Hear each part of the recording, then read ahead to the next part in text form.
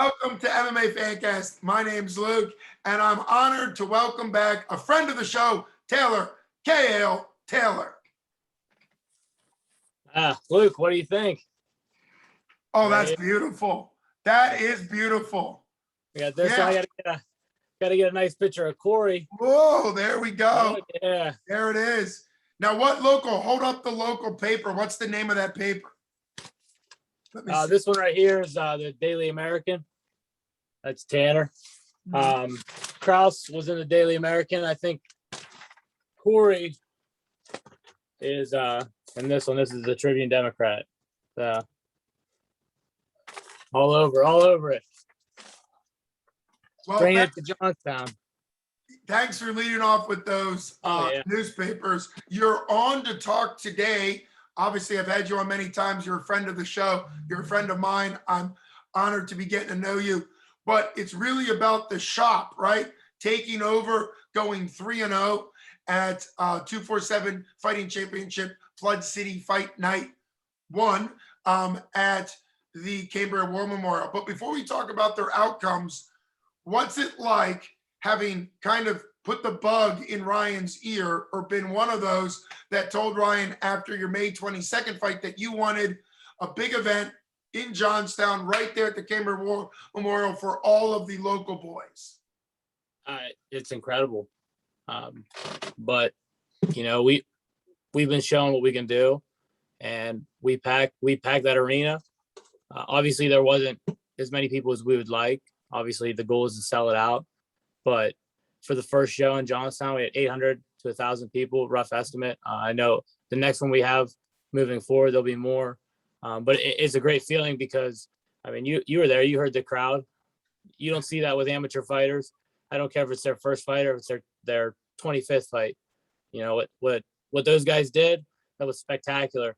And the crowd reacted, and it showed that, I mean, they were there to watch us. So amateur or not, I feel that, you know, we were the main attraction there. Absolutely. I think it's always great when a promotion like 247 can get into an area. There hadn't been MMA in the Johnstown area for 7 years. And I think allowing local fighters, giving local fighters the platform to put on a show is a big deal, no matter where that local show is. And so obviously Johnstown was great. It's my first time ever out to Johnstown. I did not get to go to the Flood Museum, and I wanted to do that, but it didn't open until later on Sunday. So next time out, I'm going to have to. We'll make sure we do it as soon as possible so we can get you there. There you go. Hey, I appreciate that. So for you, you were there in a corner role. And so what was it like being there as a coach / corner / supporter? And then I'm going to start with Cory Berchick because I want to go because he fought second on the card, and I'm just going to go in order of how they fought. So being in the corner was it was a lot different. I didn't realize it. I figured it would be like that. I knew all three of them were going to win. They put in endless amounts of work. I didn't realize how spectacular it would be, but it's a fist fight, so anything can happen. And when you put in the work, and I mean, we're kind of obsessed with it. We're working when nobody else is working, and it showed. But being in the corner was a little bit different, especially for my brother. But you know, they were all about the same feeling. And when you care about somebody that's in there fighting and you can't control the outcome, it changes it, and you're nervous because you know how much they put into it, and the only thing that they can control really is their effort and how they control those positions. And me sitting on the side, I can't do anything for them. And if something were to happen, you know how upset they're going to be. And it's just going to be something they have to deal with because of how much work they put in. So it was definitely nerve wracking, but they all fought great, and it was spectacular. So I don't know if it could get much better than that. I mean, Cory Berchick with 38-second rear naked choke, took a flying knee. We're not even allowed to take a flying knee right off the bat. Weathered the storm, put the guy in the cage with a body lock, hip toss to a seatbelt, got to his back, slapped the rear naked choke on him, put him to sleep in front of his home crowd in Johnstown. I mean, I don't know if you get better for an amateur debut, number one, and we don't see that kind of stuff from high level professionals sometimes. I mean, and it wasn't like we could throw away the amateur rule set, and this is the way I look at his fight, and I'll break down each one. But the way my mind thinks is, we got the shin pads on, we can't kick to the face. They have all these rules in place. Well, that fight, there was no rules because he got kneed in the head. So that was a professional bout. That if that would have been professional, he's 1-0.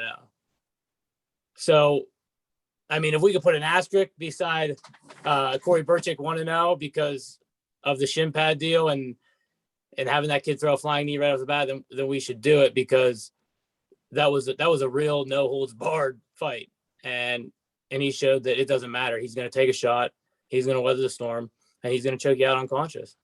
So that was incredible. A young guy, a good looking dude that has a credentialed wrestling career. People should be talking about Cory Berchick a little bit more. And let's also talk about the fact that this was a 165 catch weight. Cory looks like a guy with a frame that will be settling in at 170. Do you think that's where he is? Is he going to 55?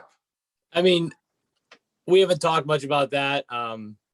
I know he's pumped right now, so he's just kind of getting an itch. I get back in again. I don't know when he's going to fight again. I know he coaches at Westmont, and he works a full-time job. He actually was working the whole week. He almost was late to weigh-ins because he had work. But I know he didn't cut much weight. He weighed in 169 pounds, and I've seen Cory do some tremendous weight cuts. He was one of my teammates at Conwell Township. He was kind of like an older brother to me. Him and Tanner were practice partners, and they would just beat me up constantly. So I've seen him do some pretty drastic things to his body, and 55 is not out of the realm of possibilities for him. And he is a huge 170, let alone 155.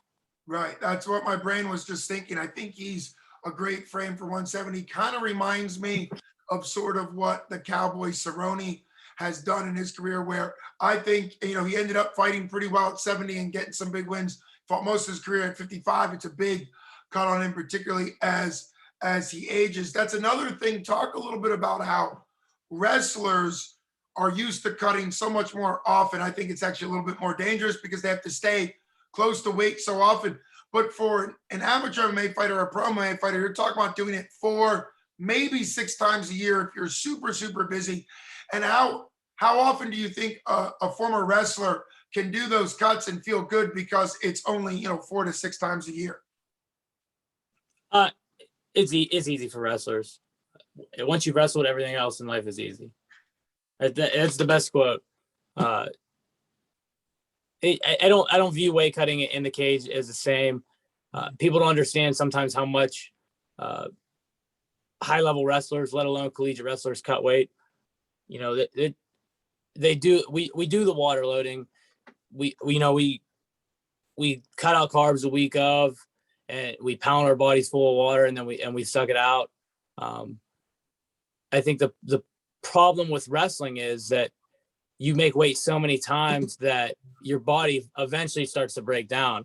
I mean, I've done some drastic weight cuts where I've shrunk from 190 pounds to 153 pounds, and I felt great because I did it the right way.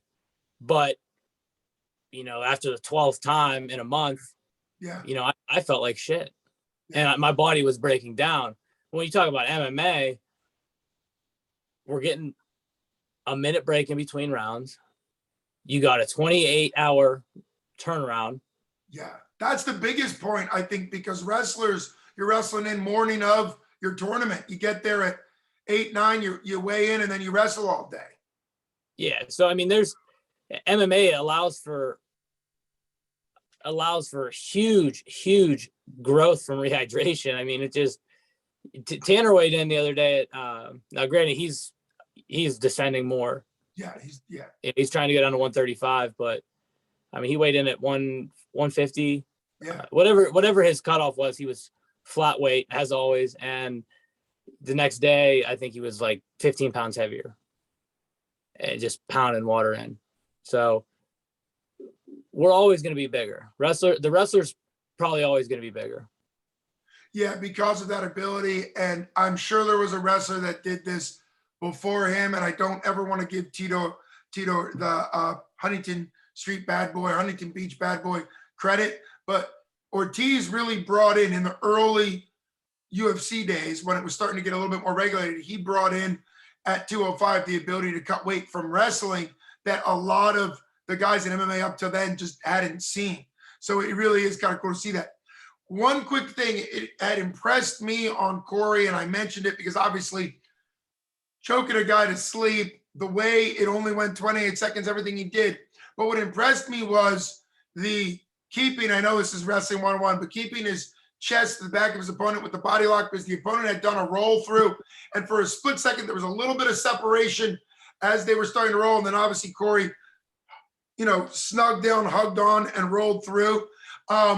How important is that, and how often can that go wrong? Because for me, I've seen that go wrong where a guy rolls, and the next thing you know, the guy doesn't stay with him, and then he gets separated. So talk a little about that. That happened to me in my first fight against Tellez. You didn't have to admit to it.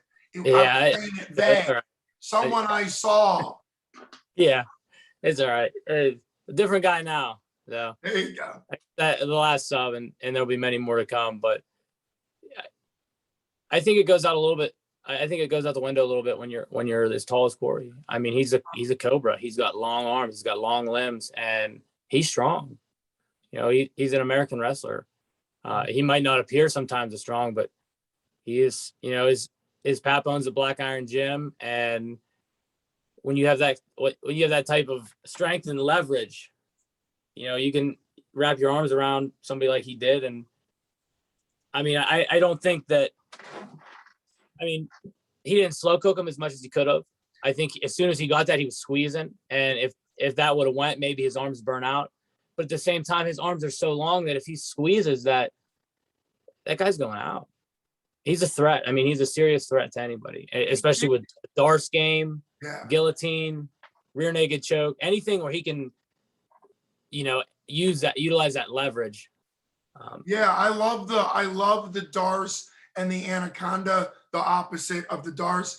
And obviously the El Kukui made the Darce game. I mean, there's some videos he's put out there, and I'm sure Cory already knows this is no secret, but there's a way to set up the Darce in striking. El Kukui has a whole video where, as you're in the Muay Thai standing, he can shoot through. And somebody like Cory, who has that long range and has the grappling credentials to be able to put a lock in from the Muay Thai stance, from striking, could potentially start seeking Darce's in, particularly up against the cage. So if Cory ever does that, I'm taking credit. But that could be, there could be a lot of cool things. He does.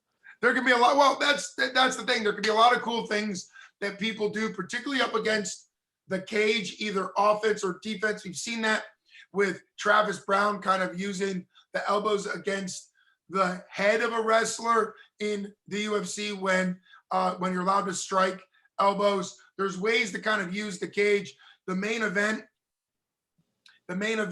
of the night we're discussing, Flood City Fight Night, had Rex Harris, I think, use knees in a creative defensive way off the cage. He framed out on Chris Dempsey's head, leveraged him down a little bit, and then tapped him with a knee and then got a bigger knee in there.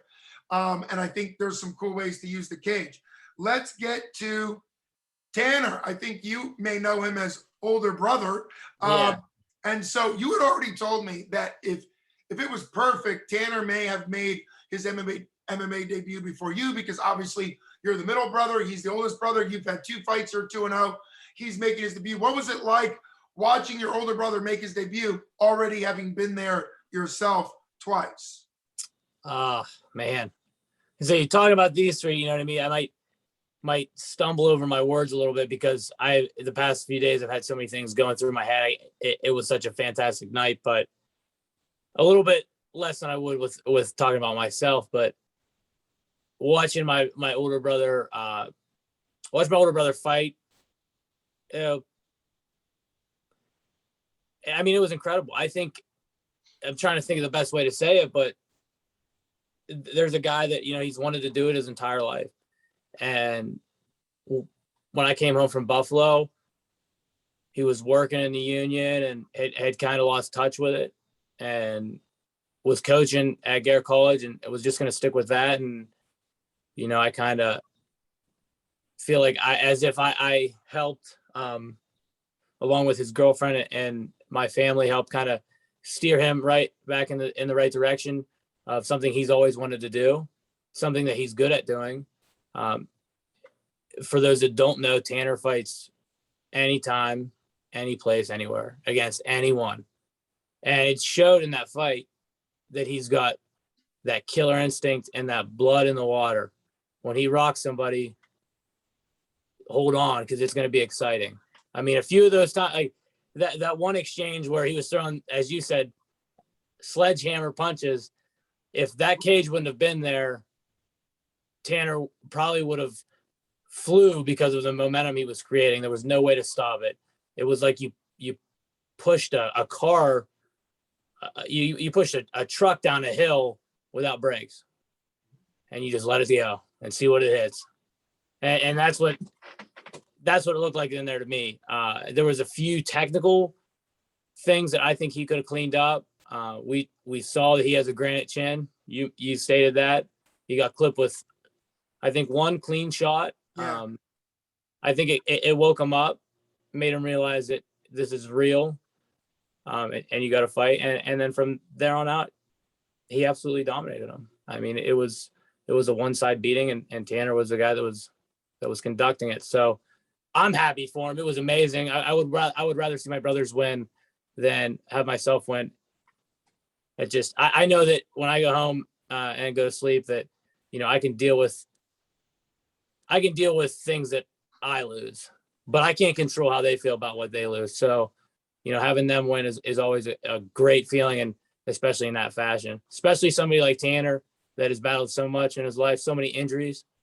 And there's so many people that have wrestled him and suffered defeats at his best.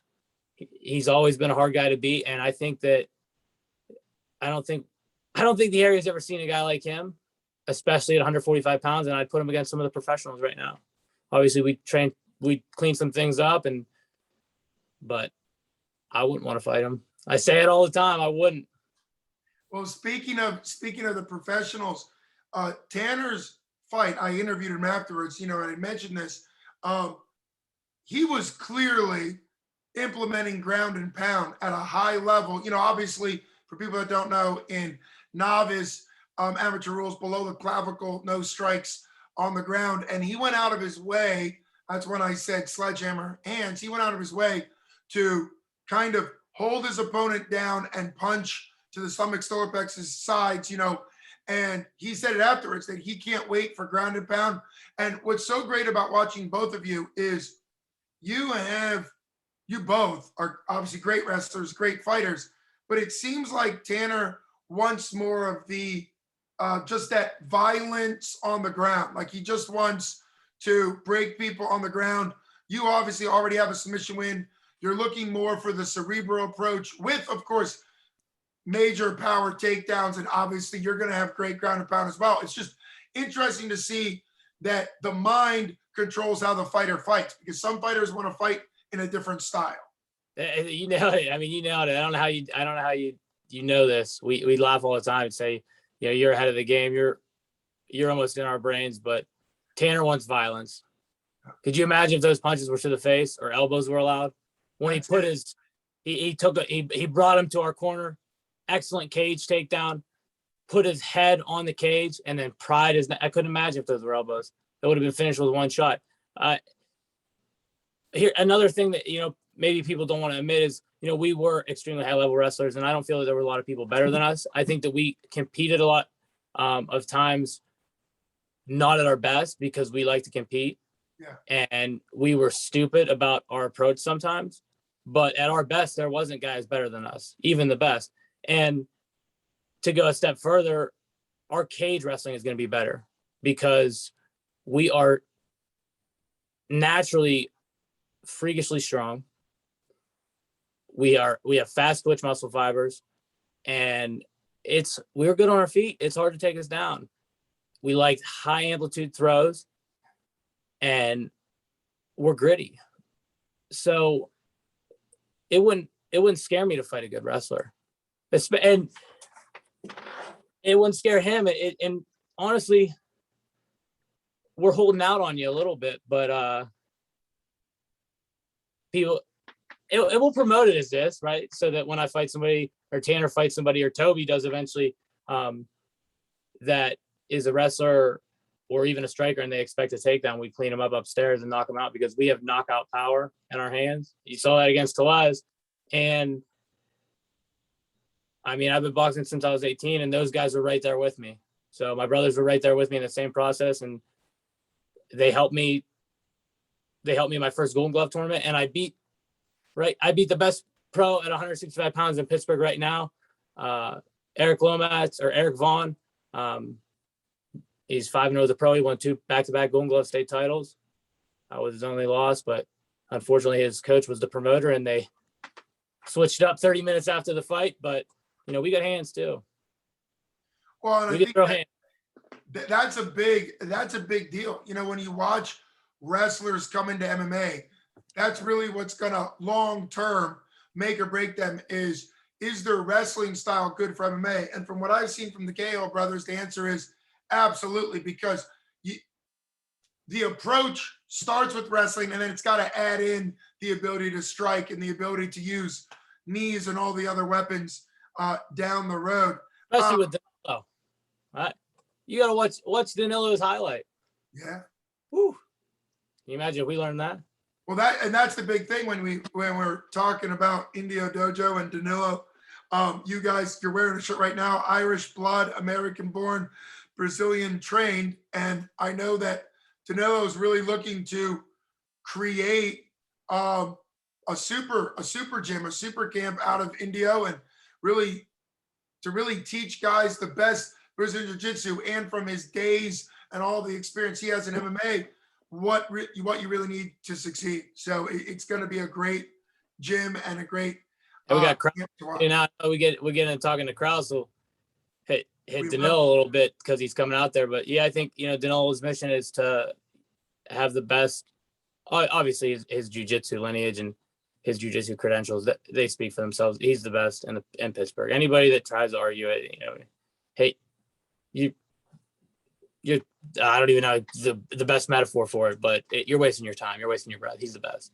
Period. End of discussion. Now, I don't think that he has any overarching goals as far as having like a huge MMA team. Right.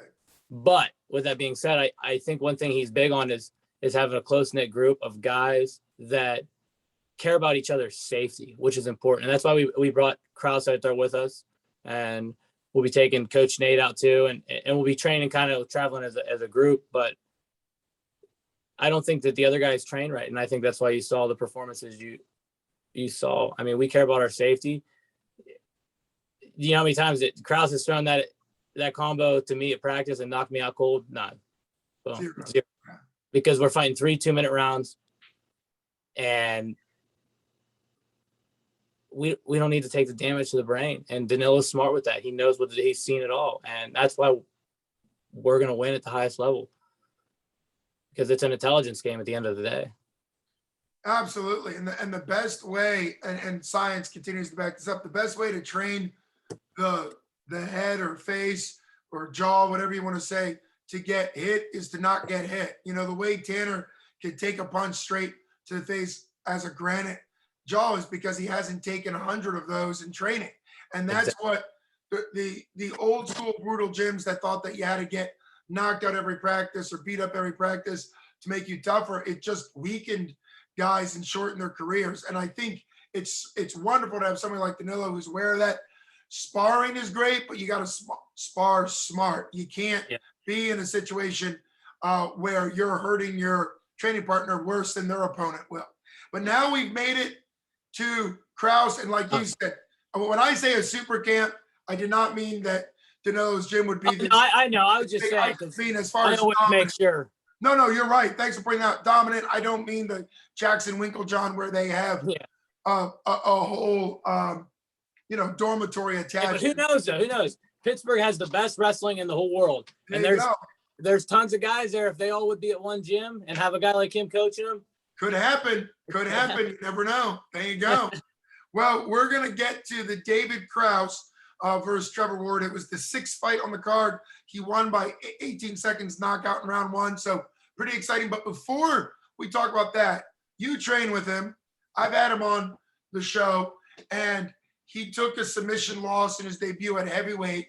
How much did you think going to 205 was a good idea and going to be big to David? Is that something you kind of already knew going into that heavyweight fight? Probably should have been there first, but the thing with Krouse is he's done some grappling competitions, some jiu-jitsu tournaments, and he's really diving into that. But he had never really wrestled his entire life. So he doesn't understand maybe how his body feels from a conditioning standpoint. And once he started to lose that weight, I think he started, you know what I mean, to understand and feel his body a little bit more and really declare that 205 is his weight class. It's hard. You kind of got to test it out, and it sucks because, he's better. He's better than Pippins. I mean, everybody knows it. And he's a performer too. So he's turning heads, but it's not about who's better all the time. It's who's better on that night. And that night, Pippins was better. I'd pick Krouse every single day of the week over him, but you got to feel it out and you got to test it out. And that's what, the amateurs are for. And he went in there and he lost his first one. He came out, maybe was harassed by a lot of people in the area, maybe downplayed, and now he's the one laughing. I mean, he worked hard and he persevered, and he stayed at it and he knocked the dude out. Cool. I mean, a flush knock. I mean, we don't even see that. I don't know if that's ever happened has that ever happened from anybody in Pittsburgh, let alone an amateur with his second fight? I mean, that looked like a Conor McGregor knock. And I'm not trying to, it doesn't even matter who his opponent would have been, because there's guys that are at the highest level that have not fought quality opponents that can't do that. And I'm not saying his opponent wasn't quality. I'm saying if that is your argument, because Sure. That dude has it. That was spectacular. And if you disagree, I think they would just be a hater. I know you don't disagree. That got everybody in the entire arena out of their seat. That was amazing. I still can't believe it. Yeah, it was an incredible fight. And obviously, David had called it on this show, talked basically straight through, realized that, as a debuter, he was stiff. He didn't move the way he wanted to move. He got the jitters, or whatever you want to say, the adjustment to the cage out of the way, and he knew he would be much better with his hands. And so it was great to see. What's it like? I know David Krouse is a shop guy. You see him all the time. He trains with you. Oh, yeah. He works with us. Yeah. He works with my dad. So what's it like having a guy who's not a wrestling background?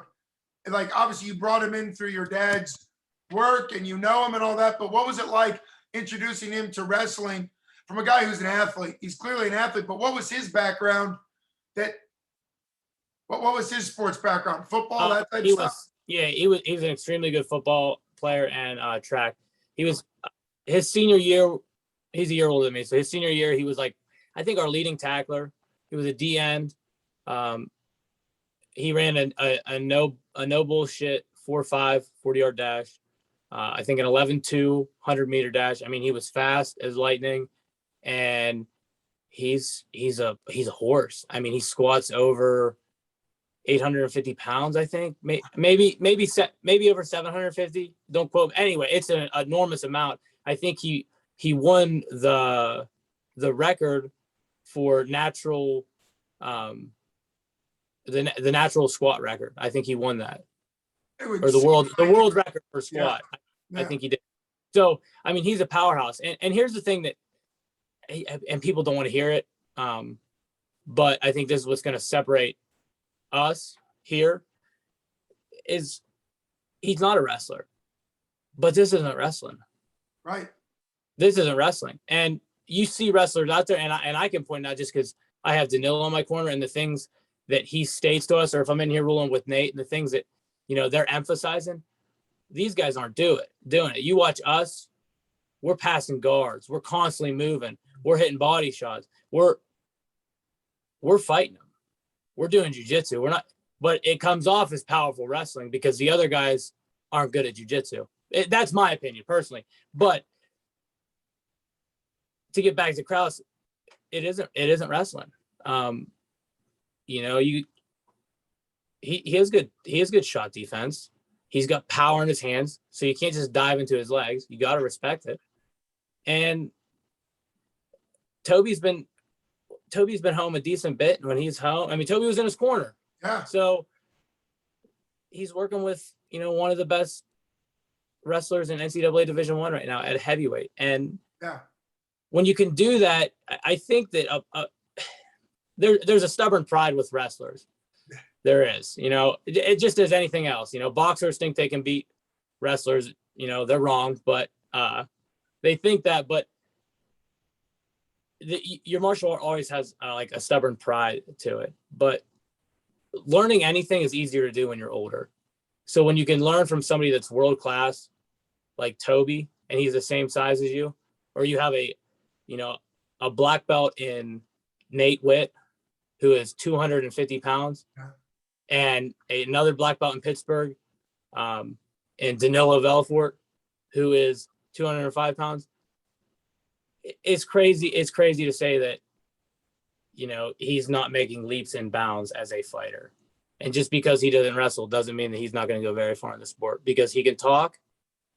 He's a good looking dude, and he's confident. And if he's going to have highlight reel knockouts like that, I don't think anybody else in that arena did. So, oh, absolutely. There were three fights I think that people were really cheering for, and all three came from guys from Somerset County, Pennsylvania.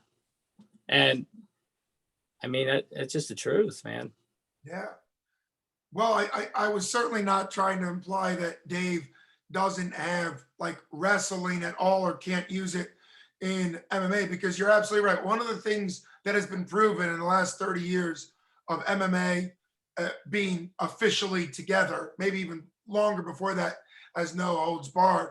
But one of the things that's proven is that you have to be able to be good at the combination. A pure jiu-jitsu guy's got to be good at the combination of jiu-jitsu to fight. A pure wrestling guy's got to be good at the combination. Whatever you want to say, the blending of it has to work. And I think what you just really well stated there is all about how wrestling needs to be applied to MMA, and you're being taught the right way. And obviously, a lot of the things you're bringing teaches wrestling in the best context. I will always bring up, he's a bit of my man crush, George St. Pierre, with no official wrestling background experience.